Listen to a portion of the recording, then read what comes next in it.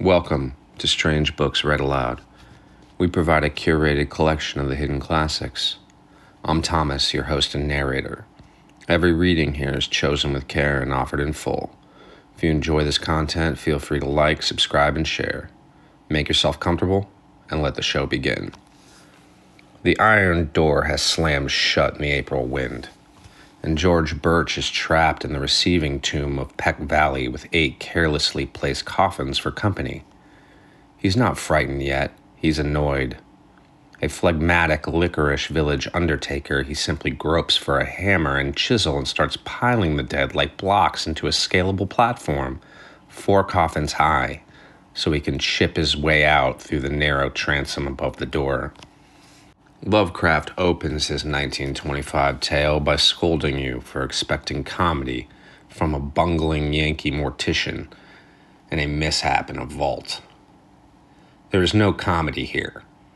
Birch, you know, once cut corners on a coffin for a man named Asaph Sawyer, a farmer famous for a vindictiveness that outlasted grudges by decades, and the doctor who will dress Birch's wounds that night, old Davis, attended both funerals and remembers exactly whose box was whose.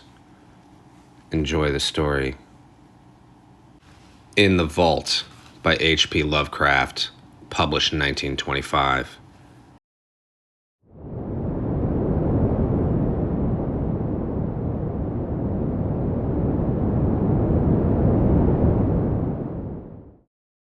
There is nothing more absurd, as I view it, than that conventional association of the homely and the wholesome, which seems to pervade the psychology of the multitude.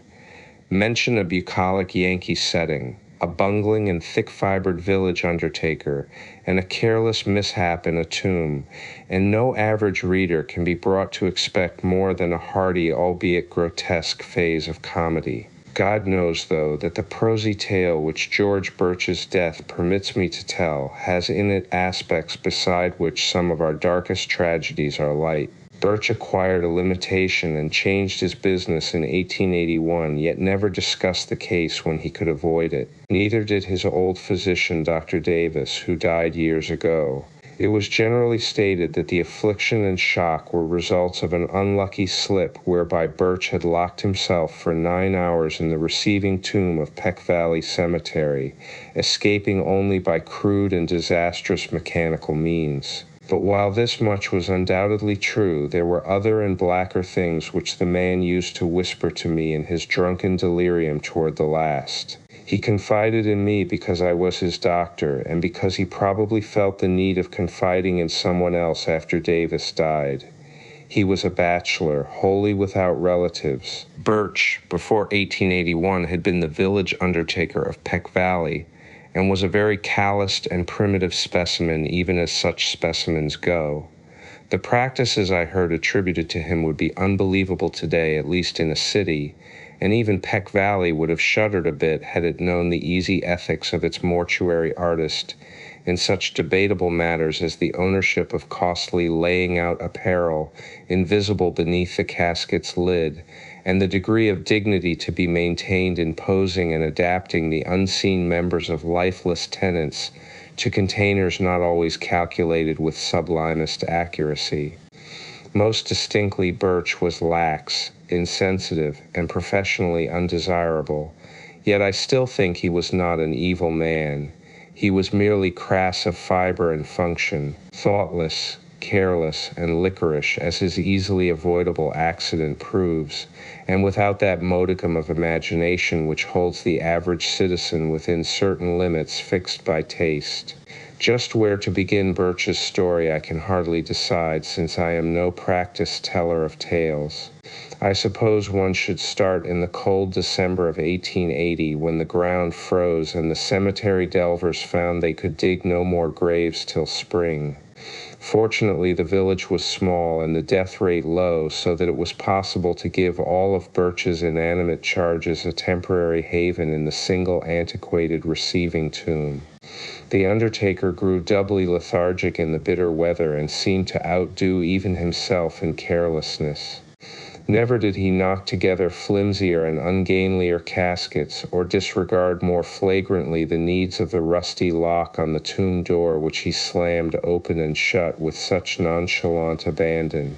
At last the spring thaw came, and graves were laboriously prepared for the 9 silent harvests of the grim reaper which waited in the tomb. Birch, though dreading the bother of removal and interment, began his task of transference one disagreeable April morning, but ceased before noon because of a heavy rain that seemed to irritate his horse, after having laid but one mortal tenement to its permanent rest. That was Darius Peck, the nonagenarian, whose grave was not far from the tomb. Birch decided that he would begin the next day with little old Matthew Fenner, whose grave was also nearby, but actually postponed the matter for 3 days, not getting to work till Good Friday the 15th. Being without superstition, he did not heed the day at all, though ever afterward he refused to do anything of importance on that fateful 6th day of the week. Certainly the events of that evening greatly changed George Birch. On the afternoon of Friday, April 15th, then, Birch set out for the tomb with horse and wagon to transfer the body of Matthew Fenner. That he was not perfectly sober, he subsequently admitted, though he had not then taken to the wholesale drinking by which he later tried to forget certain things. He was just dizzy and careless enough to annoy his sensitive horse, which, as he drew it viciously up at the tomb, neighed and pawed and tossed its head, much as on that former occasion when the rain had vexed it. The day was clear, but a high wind had sprung up, and Birch was glad to get to shelter as he unlocked the iron door and entered the side hill vault. Another might not have relished the damp, odorous chamber with the 8 carelessly placed coffins, but Birch in those days was insensitive and was concerned only in getting the right coffin for the right grave. He had not forgotten the criticism aroused when Hannah Bixby's relatives, wishing to transport her body to the cemetery in the city whither they had moved, found the casket of Judge Capwell beneath her headstone. The light was dim, but Birch's sight was good, and he did not get Asaph Sawyer's coffin by mistake, although it was very similar. He had, indeed, made that coffin for Matthew Fenner, but had cast it aside at last as too awkward and flimsy, in a fit of curious sentimentality aroused by recalling how kindly and generous the little old man had been to him during his bankruptcy 5 years before. He gave old Matt the very best his skill could produce, but was thrifty enough to save the rejected specimen, and to use it when Asaph Sawyer died of a malignant fever. Sawyer was not a lovable man, and many stories were told of his almost inhuman vindictiveness and tenacious memory for wrongs real or fancied.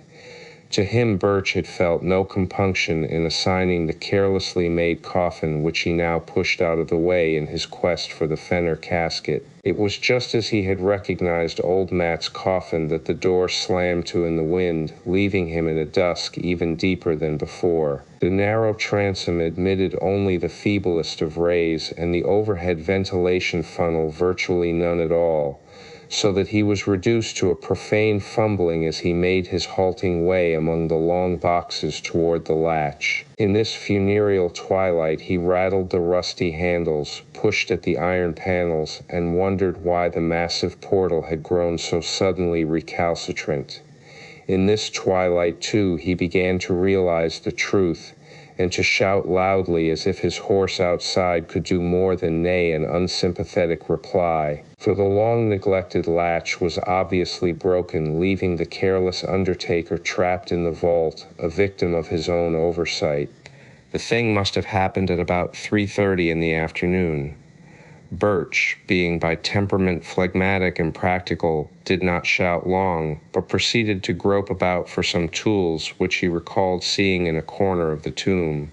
It is doubtful whether he was touched at all by the horror and exquisite weirdness of his position, but the bald fact of imprisonment so far from the daily paths of men was enough to exasperate him thoroughly. His day's work was sadly interrupted, and unless chance presently brought some rambler hither, he might have to remain all night or longer. The pile of tools soon reached, and a hammer and chisel selected, Birch returned over the coffins to the door. The air had begun to be exceedingly unwholesome, but to this detail he paid no attention as he toiled, half by feeling, at the heavy and corroded metal of the latch. He would have given much for a lantern or bit of candle, but lacking these, bungled semi-sightlessly as best he might. When he perceived that the latch was hopelessly unyielding, at least to such meager tools and under such tenebrous conditions as these, Birch glanced about for other possible points of escape. The vault had been dug from a hillside, so that the narrow ventilation funnel in the top ran through several feet of earth, making this direction utterly useless to consider. Over the door, however, the high slit-like transom in the brick facade gave promise of possible enlargement to a diligent worker. Hence upon this his eyes long rested as he racked his brains for means to reach it. There was nothing like a ladder in the tomb, and the coffin niches on the sides and rear, which Birch seldom took the trouble to use, afforded no ascent to the space above the door. Only the coffins themselves remained as potential stepping stones, and as he considered these he speculated on the best mode of transporting them. 3 coffin heights, he reckoned, would permit him to reach the transom, but he could do better with 4. The boxes were fairly even and could be piled up like blocks, so he began to compute how he might most stably use the 8 to rear a scalable platform 4 deep. As he planned, he could not but wish that the units of his contemplated staircase had been more securely made. Whether he had imagination enough to wish they were empty is strongly to be doubted. Finally, he decided to lay a base of 3 parallel with the wall, to place upon this 2 layers of 2 each, and upon these a single box to serve as the platform. This arrangement could be ascended with a minimum of awkwardness, and would furnish the desired height. Better still, though, he would utilize only 2 boxes of the base to support the superstructure, leaving 1 free to be piled on top in case the actual feat of escape required an even greater altitude. And so the prisoner toiled in the twilight, heaving the unresponsive remnants of mortality with little ceremony as his miniature Tower of Babel rose course by course. Several of the coffins began to split under the stress of handling, and he planned to save the stoutly built casket of little Matthew Fenner for the top, in order that his feet might have as certain a surface as possible. In the semi-gloom he trusted mostly to touch to select the right one, and indeed came upon it almost by accident, since it tumbled into his hands as if through some odd volition after he had unwittingly placed it beside another on the 3rd layer. The tower at length finished, and his aching arms rested by a pause during which he sat on the bottom step of his grim device. Birch cautiously ascended with his tools and stood abreast of the narrow transom. The borders of the space were entirely of brick, and there seemed little doubt but that he could shortly chisel away enough to allow his body to pass. As his hammer blows began to fall, the horse outside whinnied in a tone which may have been encouraging and to others may have been mocking. In either case it would have been appropriate, for the unexpected tenacity of the easy-looking brickwork was surely a sardonic commentary on the vanity of mortal hopes, and the source of a task whose performance deserved every possible stimulus. Dusk fell and found Birch still toiling. He worked largely by feeling now, since newly gathered clouds hid the moon, and though progress was still slow, he felt heartened at the extent of his encroachments on the top and bottom of the aperture. He could, he was sure, get out by midnight, though it is characteristic of him that this thought was untinged with eerie implications. Undisturbed by oppressive reflections on the time, the place, and the company beneath his feet, he philosophically chipped away the stony brickwork, cursing when a fragment hit him in the face, and laughing when one struck the increasingly excited horse that pawed near the cypress tree. In time the hole grew so large that he ventured to try his body in it now and then, shifting about so that the coffins beneath him rocked and creaked. He would not, he found, have to pile another on his platform to make the proper height, for the hole was on exactly the right level to use as soon as its size might permit. It must have been midnight at least when Birch decided he could get through the transom.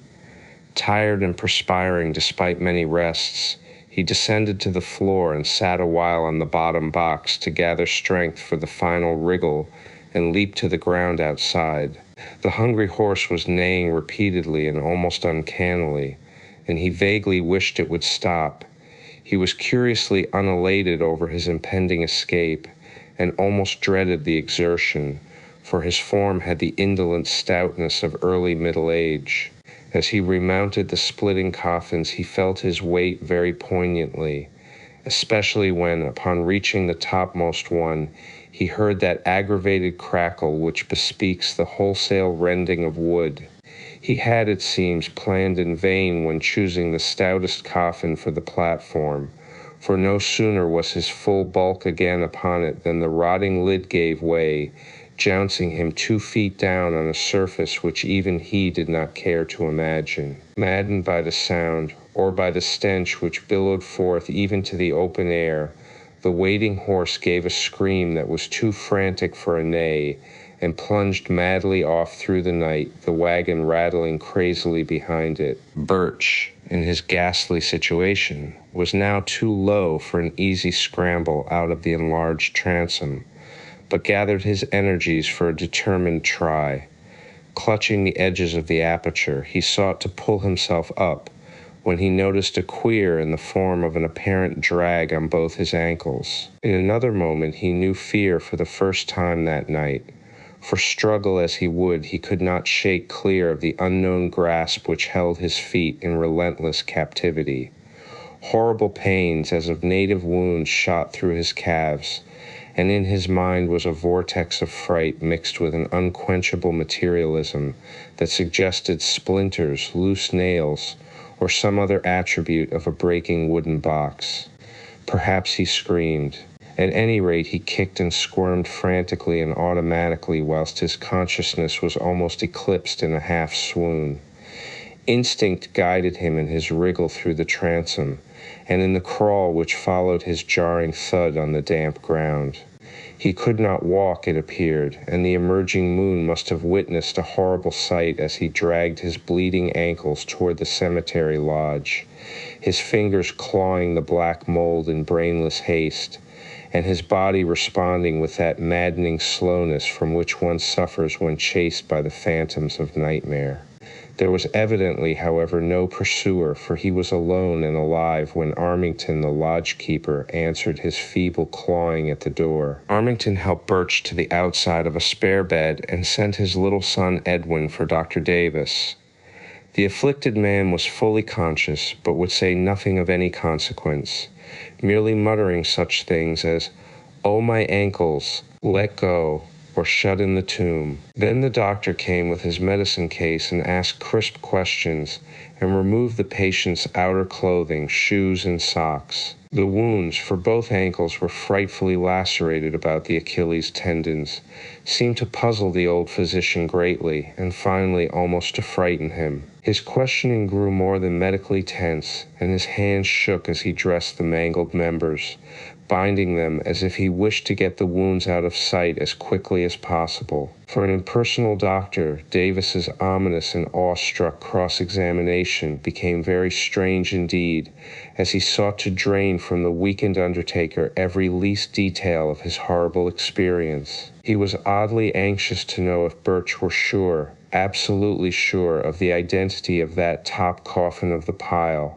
how he had chosen it, how he had been certain of it as the Fenner coffin in the dusk, and how he had distinguished it from the inferior duplicate coffin of vicious Asaph Sawyer. Would the firm Fenner casket have caved in so readily? Davis, an old-time village practitioner, had of course seen both at the respective funerals, as indeed he had attended both Fenner and Sawyer in their last illnesses.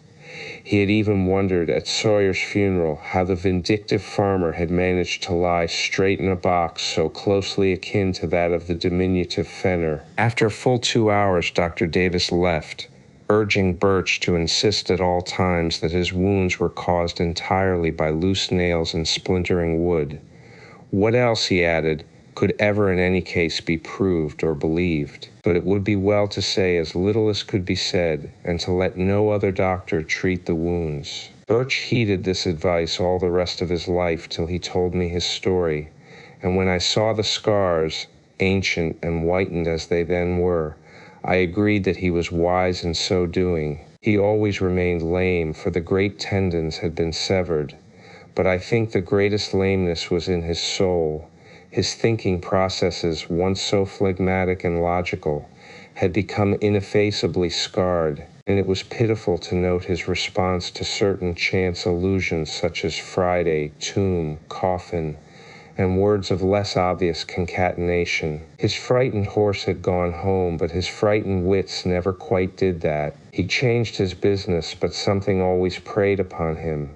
It may have been just fear, and it may have been fear mixed with a queer, belated sort of remorse for bygone crudities. His drinking, of course, only aggravated what it was meant to alleviate. When Dr. Davis left Birch that night, he had taken a lantern and gone to the old receiving tomb.